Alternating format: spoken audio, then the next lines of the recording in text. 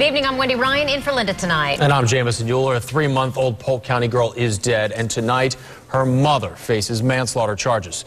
The Polk County Sheriff's Office also says she lied to them many times about what happened to her daughter. Our Jeff Butera has been working on this story all day. Jeff, what'd you find out?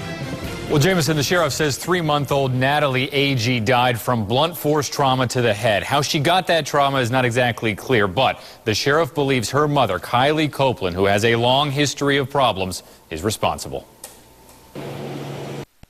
Even 3-month-old babies have developed a personality, and Natalie A.G.'s godmother and neighbor, Ashley Leith, says Natalie had one.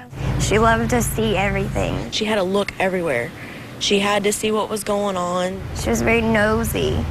She wanted to be a part of, everybody's conversation. I've never seen nothing. But the conversation now at Briarwood Estates in Polk County is how Natalie died late Sunday. Neighbor Samantha O'Neill was inside the house sometime after it happened. I didn't see the body, but it was terrifying. It was terrifying knowing that that little girl was in there. The Polk County Sheriff's Office says Natalie died from blunt force trauma to the head, consistent with child abuse.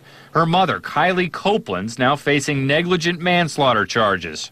I don't know how a mother can do that. Copeland originally told investigators she'd found Natalie dead in her crib at the house and called 911 right away. But the medical examiner said the evidence did not back up her story, partially due to the condition of the house. There was roaches all over the crib, and it made me sick to my stomach. And the ME says those roaches bit Natalie after she died, but hours before Copeland called 911. Detectives say it was one of many lies Copeland told them before they arrested her. I don't know that Kylie. I don't ever want to know that Kylie. And I just want justice for Natalie. And Kylie Copeland, the mother, is not a stranger to law enforcement. Back in 2009, she had a 6-month-old son at the time and disappeared in February. She never came home from her job as a nightclub dancer. Relatives cared for the baby, and she eventually turned up. Jamison has some more information now about her history with her children. Yeah, thanks, Jeff. We wanted to go in depth, so we talked to the Department of Children and Families.